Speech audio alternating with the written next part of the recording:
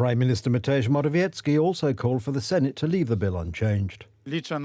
I'm counting on the Senate to pass this bill as soon as possible, preferably that it is passed without correction amendments, because then it could go to the President as soon as possible. The Senate majority, however, remains adamant and plans to table not one, not several, but a dozen amendments.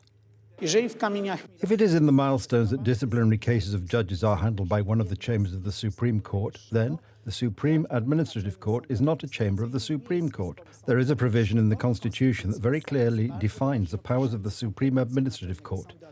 Disciplinary cases are not there. We are passing this law to obtain funds from the National Reconstruction Plan. This law is agreed with the European Commission. One of the amendments stipulates that in the criminal chamber of the Supreme Court, only judges with 7 years of experience will be allowed to rule. According to the opposition, this is to prevent judges appointed by the current National Judicial Council from deciding disciplinary cases. We, as Solidarna Polska, strongly oppose this law in general. We believe that it is bad, unconstitutional, and is precisely this Brussels blackmail. No one will sack the judges.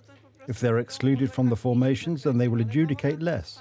But a mess will be created for the citizens, and that's what this is about. The chairwoman of the National Judicial Council has announced that she will challenge the amendment to the Supreme Court law before the Constitutional Court. The first president of the Supreme Court is also raising objections to the law. The law violates the procedures for appointing judges expressed in the Constitution.